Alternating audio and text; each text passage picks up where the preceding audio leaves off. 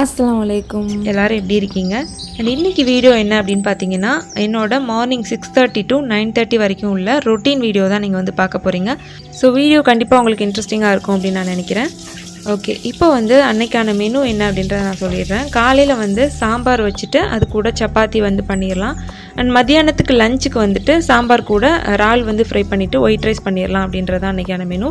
அன்றைக்கி பசங்களுக்குமே ஸ்கூல் இருந்தது. ஸோ ஒரு குழம்பு பண்ணிவிட்டு பிரேக்ஃபாஸ்ட் அண்ட் லஞ்ச் ரெண்டையுமே வந்து கவர் பண்ணுற மாதிரி தான் நான் பார்ப்பேன்.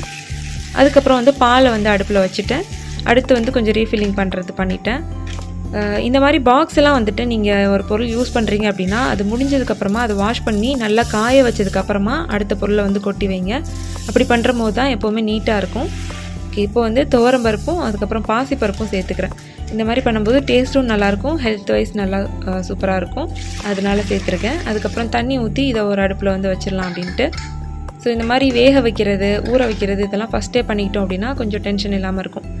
அண்ட் அதுக்கு தேவையான வெஜிடபிள்ஸுமே நான் வந்து கட் பண்ணிக்கிட்டேன். வெங்காயம், பூண்டு கொஞ்சம் கட் பண்ணியிருக்கேன், தக்காளி, கருவேப்பிலை, கேரட், அதுக்கப்புறம் முருங்கைக்காய் தான் என்கிட்ட இருந்தது. ஸோ அதை வச்சே பண்ணிடலாம் அப்படின்ட்டு. அண்ட் அதுக்கப்புறமா அரிசியை வந்து களைஞ்சி போட்டுட்டோம் அப்படின்னா அது ஒரு பக்கம் வந்து வெந்துட்டுருக்கோம் அப்படின்ட்டு அரிசியுமே வந்துட்டு வாஷ் பண்ண ஆரம்பிச்சிட்டேன்.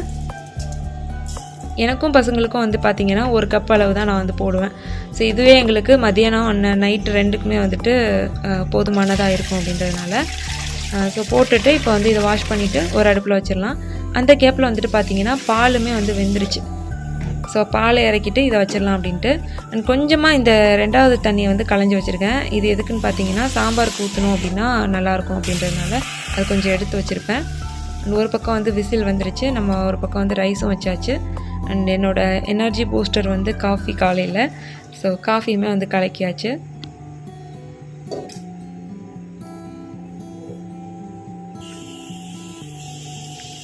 ஓகே, இப்போ சாம்பாருக்கு வந்து கொஞ்சமாக வந்து புளியும் வந்து நான் ஊற வச்சுருக்கேன். புளி சேர்க்கும்போது நல்லாயிருக்கும். மாங்காய் சேர்த்தோம் அப்படின்னா புளி தேவை இருக்காது. பட் நான் வந்து இன்றைக்கி வெஜிடபிள்ஸே ரொம்ப கம்மி தான் இல்லையா, அதனால் புளி வந்து ஊற வச்சுருக்கேன். ஓகே, இப்போ வந்து இந்த அரிசி கழுவுன தண்ணி, ரெண்டாவது தண்ணி இருக்குது இல்லையா, அதை கொஞ்சம் எடுத்து வச்சுக்கிட்டு நம்ம சாம்பார் கூட சேர்த்து பண்ணும்போது டேஸ்ட்டு சூப்பராக இருக்கும். இந்த மாதிரி அரிசி கழுவுன தண்ணி வந்து வச்சு ரசம் பண்ணலாம், அதெல்லாம் வந்து நல்லா டேஸ்டியாக இருக்கும், ரொம்ப சத்தும் கூட. அதுக்கப்புறம் வந்து பார்த்திங்கன்னா இறால் இருந்துச்சு. ஸோ இறாலை வந்துட்டு மேரினேட் பண்ணி வச்சிடலாம் அப்படின்ட்டு அதை எடுத்துகிட்ருக்கேன். நான் வந்து ரொம்ப சிம்பிளாக தான் வந்து மேரினேட் பண்ணுவேன். உப்பு, அதுக்கப்புறம் ஜிஞ்சர் கார்லிக் அது போட்டிருக்கேன். அது கூட வந்துட்டு மஞ்சள் தூள், மிளகாய் தூள் இவ்வளோ தான் நான் வந்து சேர்ப்பேன். ரொம்ப மசாலாலாம் சேர்க்க மாட்டேன். இது சேர்த்து பண்ணும்போதே நல்லா வந்து கிறிஸ்பியாக சூப்பராக இருக்கும். அண்ட் ரைஸ் ஃப்ளவர் இருந்துச்சு அப்படின்னா கண்டிப்பாக சேர்த்துக்கோங்க, நல்லா வந்து முறுமுறுப்பாக இருக்கும். ஸோ நானுமே வந்து ரைஸ் ஃப்ளவர் வந்து சேர்த்துருக்குறேன். ஃபிஷ் ஃப்ரை, இந்த மாதிரி ப்ரான் ஃப்ரைக்கெலாம் வந்துட்டு ரைஸ் ஃப்ளவர் வந்து சேர்த்து பண்ணும்போது அந்த மசாலா வந்து உதிராமல் சூப்பராக இருக்கும். கண்டிப்பாக இந்த மாதிரி ட்ரை பண்ணுங்கள். ஓகே, இப்போ வந்து சாம்பார் பண்ணுறதுக்கு நான் ஸ்டார்ட் பண்ணிட்டேன். ஒரு பேனில் கொஞ்சமாக எண்ணெய் சேர்த்துட்டு நம்ம வழக்கம் போல் தாளிக்க ஆரம்பிச்சிடலாம். ஸோ கடுகு, அப்புறம் வந்து கொஞ்சமாக உளுந்து சேர்த்துட்டு சீரகம் கொஞ்சம் சேர்த்துருக்குறேன். இப்போது நான் கட் பண்ணி வச்சுருக்கிற வெங்காயம், பூண்டு அதெல்லாம் சேர்த்துக்கிறேன். இது நல்லா வதங்கினதுக்கப்புறமா நம்ம கருவேப்பிலை சேர்த்துக்கலாம். ஸோ இது வந்து ரொம்ப ஈஸியாக செஞ்சிடலாம். மார்னிங் டைமில் திடீர் சாம்பார் மாதிரி ஈஸியாக செஞ்சிடலாம், ரொம்ப டைம் எடுத்துகிட்ருக்காது. சில சாம்பார் வந்து ரொம்ப ப்ரொசீஜரலாக வந்து பண்ணுவோம், அதுவுமே நல்லா டேஸ்டியாக தான் இருக்கும். ஓகே, இப்போ வந்து முள்ளங்கி அண்ட் கேரட் ரெண்டுமே இருந்தது. ஸோ அதை நான் வந்து கட் பண்ணி சேர்த்துக்கிறேன்.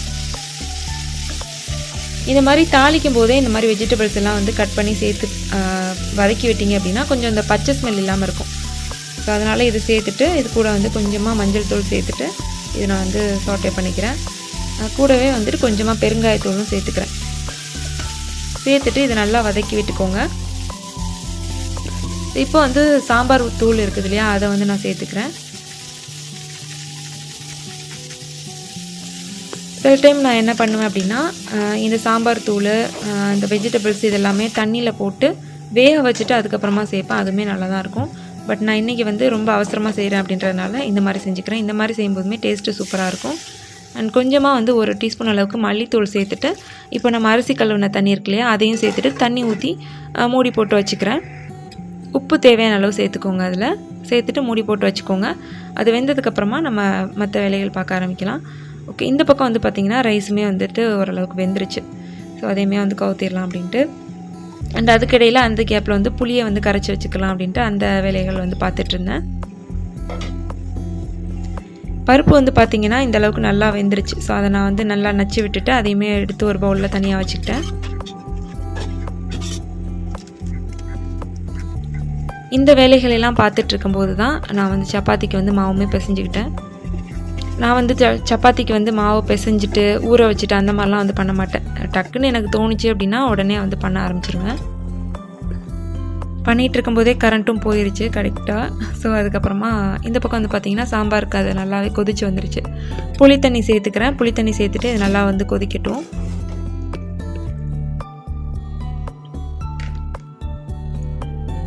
நல்லா கொதிச்சதுக்கப்புறமா இதில் நான் அந்த பருப்பு வேக வச்சுருந்தேன் இல்லையா, ஸோ அதை நான் வந்து அப்படியே சேர்த்துக்கிறேன். ஸோ ரொம்ப ஈஸியாகவே பண்ணிடலாம். மேபி எல்லாருக்குமே தெரியும்னு நினைக்கிறேன், இருந்தாலும் நான் ஷேர் பண்ணிக்கிறேன். ஓகே, இப்போ அந்த பருப்பு தண்ணியும் வந்துட்டு அலசி சேர்த்துட்டு அது கூட வந்து கொஞ்சமாக ஃபைனலாக வந்து பெருங்காயத்தூள் சேர்த்துக்கிறேன். சேர்த்துட்டு அதை ஒரு பக்கமாக வந்து பாயில் பண்ண விட்டுட்டேன். அண்ட் இந்த சைடு என்ன பண்ணுறேன் அப்படின்னு பார்த்தீங்கன்னா, ஃபைனலாக என்ன தான் நீங்கள் செஞ்சாலுமே ஃபைனலாக வந்து சாம்பாருக்கோ மீன் குழம்புக்கோ தாளித்து ஊற்றும் போது அதோட டேஸ்ட்டும் மனமும் சூப்பராக இருக்கும். ஸோ அதுக்காக நான் வந்து ஃபைனலாக கொஞ்சமாக வந்துட்டு தாளிப்பு சேர்த்துக்கிறேன். சேர்த்துட்டு நல்லா வந்து கொதிக்க விட்டுட்டு ஆஃப் பண்ணிக்கிறேன். டேஸ்ட் எப்படி இருக்குது அப்படின்னு பார்த்தேன். செம்மையாக இருந்தது உண்மையிலேயே. சப்பாத்திக்கும் சாப்பிடும்போதும் நல்லா இருந்துச்சு, ரைஸ் கூட சாப்பிடும்போதும் டேஸ்ட்டு சூப்பராக இருந்துச்சு.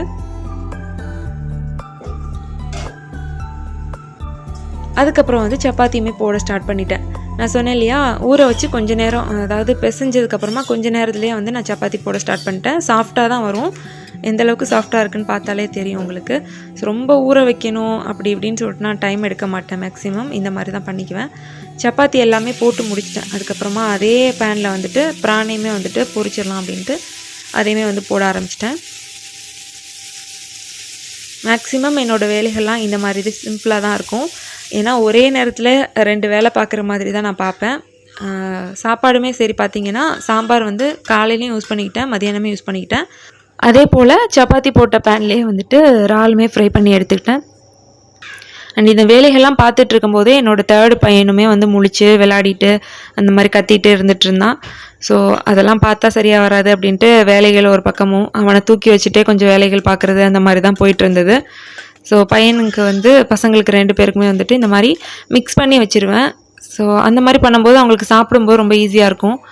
குழம்பு தனியாக அந்த மாதிரி ஊற்றி கொடுக்குற வயசு இல்லையா. ஸோ அதனால் இந்த மாதிரி டெக்கரேட்டிவாக பண்ணி கொடுக்குறது, அந்த மாதிரி பண்ணும்போது தான் பார்க்குறதுக்கு நல்லா இருந்துச்சு அப்படின்னு சொல்லி சாப்பிட்டு வருவாங்க.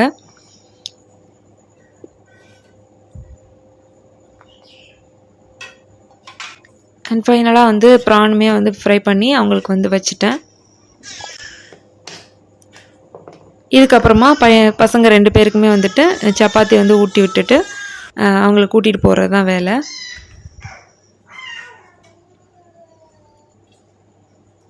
ஸோ இந்த டைப்பில் சாம்பார் வந்து பண்ணி பாருங்கள், ரொம்பவே டேஸ்ட்டு சூப்பராக இருக்கும். இப்போது பசங்களை வந்து ஸ்கூலுக்கு அனுப்புறதுக்காக பஸ் ஸ்டாப்புக்கு வந்து வந்தாச்சு. ஸோ பசங்களை அனுப்பிட்டு திருப்பி நான் ரிட்டன் வந்து 3வது பையனை தூக்கிட்டு வீட்டுக்கு போயிட்டுருக்கேன். ஸோ அவ்வளோதான். இந்த vlog உங்களுக்கு பிடிச்சிருந்துச்சி அப்படின்னா மறக்காமல் சேனலை சப்ஸ்கிரைப் பண்ணிக்கோங்க. தேங்க்யூ ஃபார் வாட்சிங்.